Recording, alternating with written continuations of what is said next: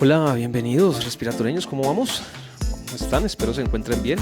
Bienvenidos a este nuevo episodio de BioRes. Mi nombre es Carlos Valencia. Recordarles como siempre las redes sociales, Terapia Respiratorio Hispano, en Instagram, también BioRes en Instagram. Recuerden que estamos en YouTube, entonces recuerden siempre las notificaciones y suscribirse. También en Spotify y en las principales plataformas de podcast.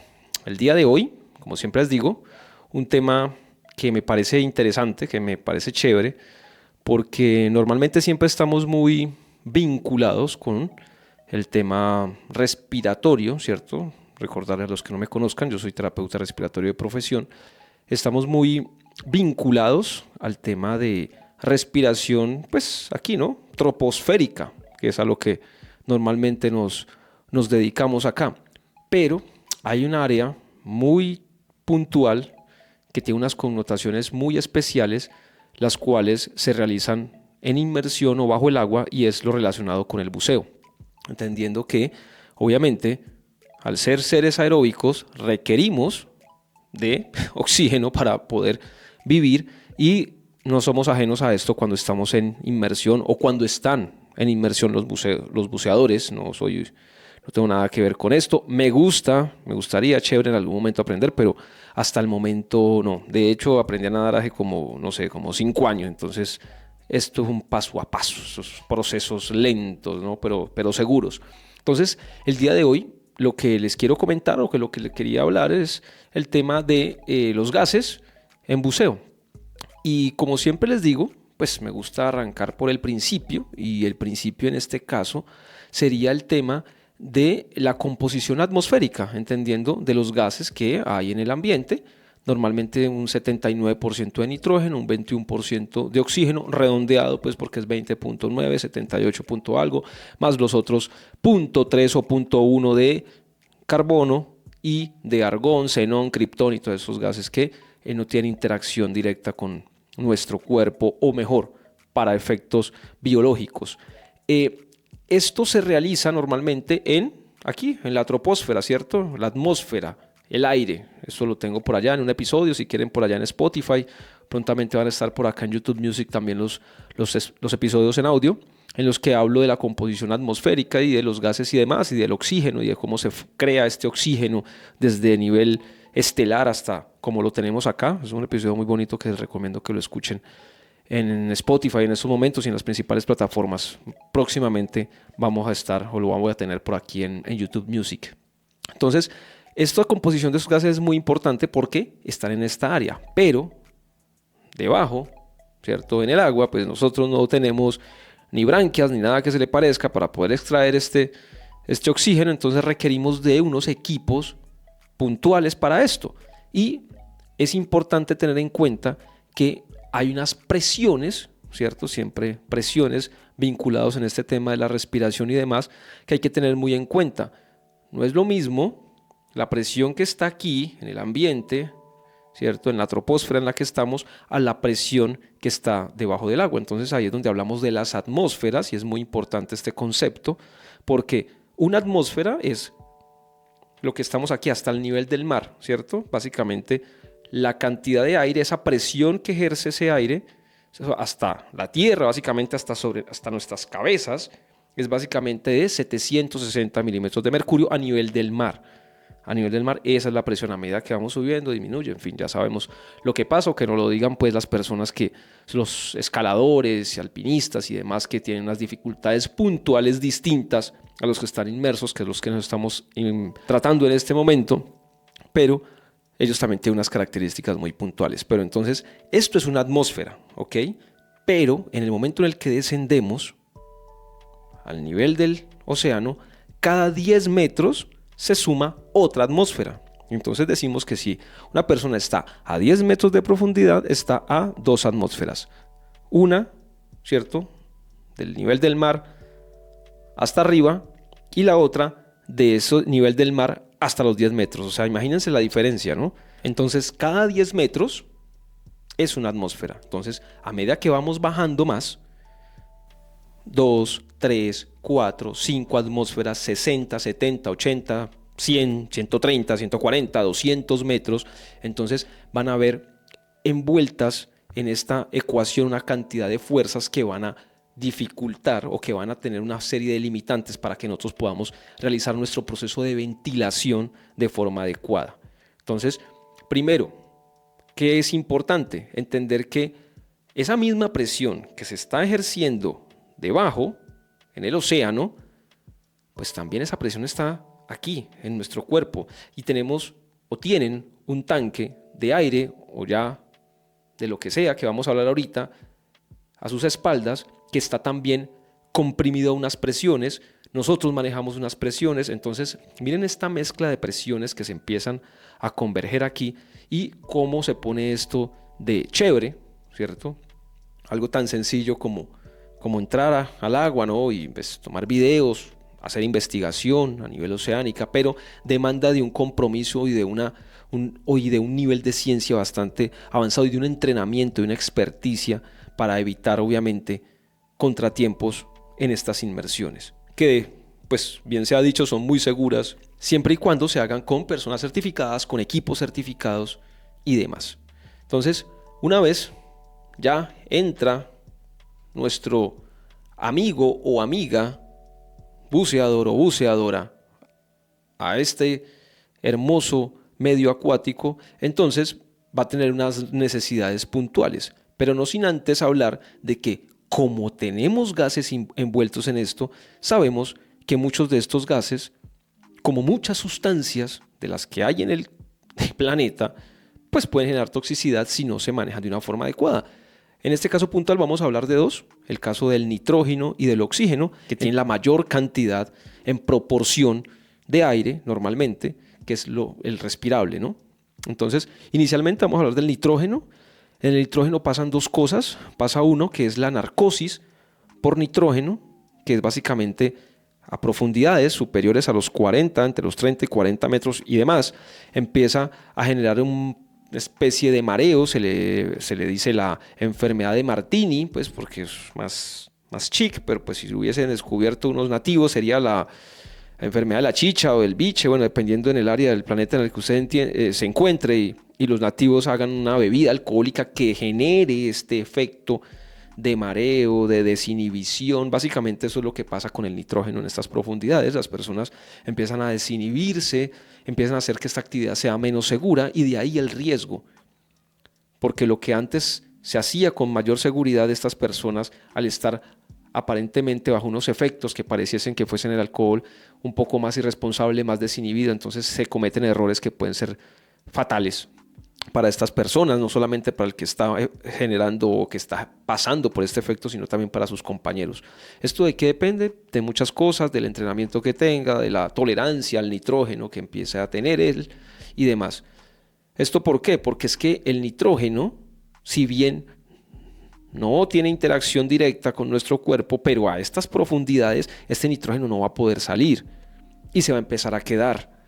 No tiene interacción directamente con la célula, aparte de lo que genera pues tensión superficial y lo que nos ayuda pues como a sostener la estructura del alvéolo, pero más allá de eso el nitrógeno no tiene ninguna interferencia o interacción mejor con nuestro cuerpo. Pero una vez en estas profundidades el cuerpo está ya, la presión que está generando toda esa masa acuática no permite que ese nitrógeno pueda salir como normalmente sale, se queda en nuestro cuerpo y empieza a generar estos efectos.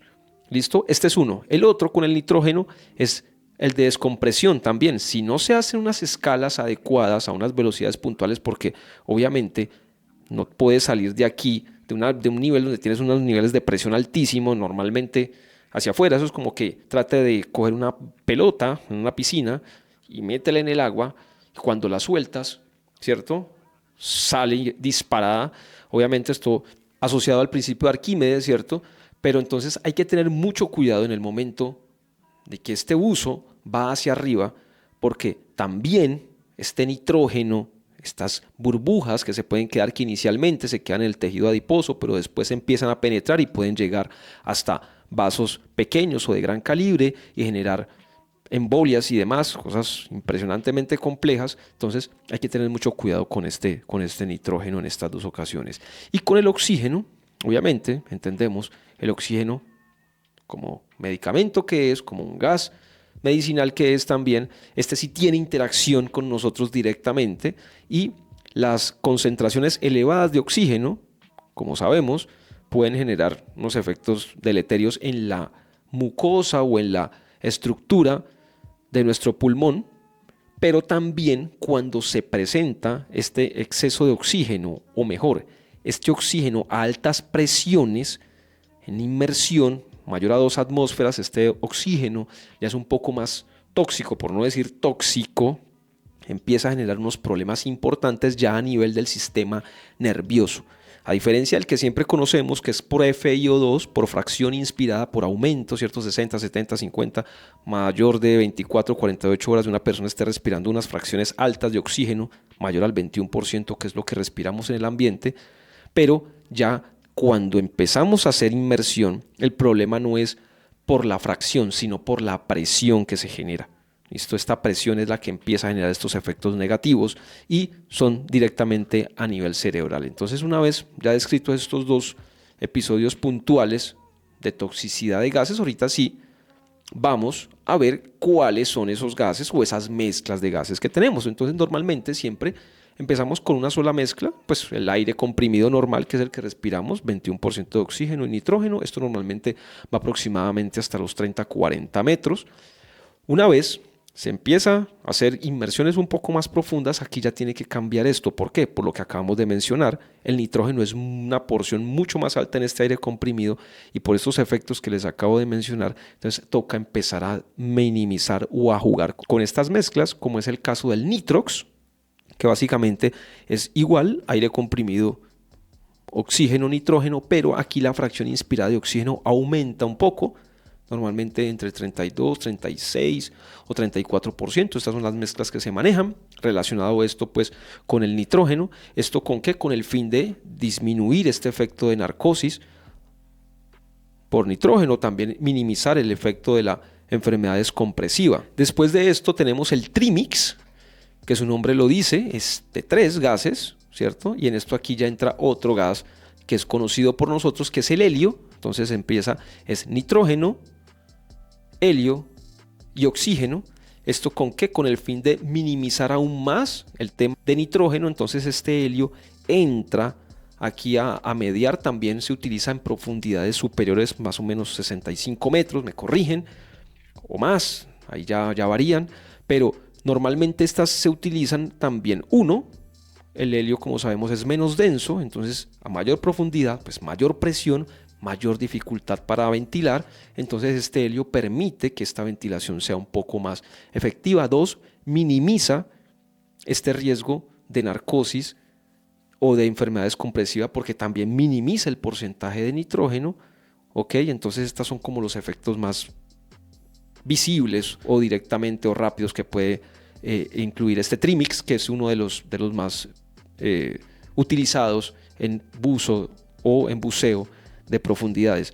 Ya después de esto entra el heliox, que también lo conocemos en algunos casos, normalmente en la clínica lo utilizamos en crisis asmáticas, en CRUPS o eventos estenóticos de la vía aérea superior, pero aquí también se utiliza esta mezcla para el buceo, entendiendo su aporte a la menor densidad y también a minimizar este riesgo que es tan alto de la enfermedad descompresiva y la enfermedad narcótica. Aquí hay un problema, el problema es que el helio a estas profundidades tiene una conducción, una conductividad muy elevada y hace que el buzo pierda calor mucho más rápido. Entonces aquí es donde ya empiezan a mirar los expertos en el área qué tipo de mezcla de gases, de acuerdo a la profundidad, al tiempo de exposición, al entrenamiento de este buzo, va a utilizar.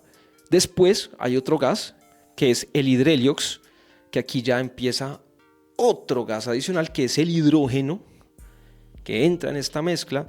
El hidrógeno es el gas más liviano que hay, que existe, ¿cierto? Entonces también minimiza, ayuda al tema de ventilación. Hay un problema con el hidrógeno que es inflamable y en combinación con el oxígeno pues peor. Entonces estas mezclas ya deben respetar unos valores muy puntuales y unos niveles muy bajos de oxígeno para evitar que por esta compresión, porque obviamente esto se utiliza a niveles muy profundos, haya pues riesgo de explosión y demás.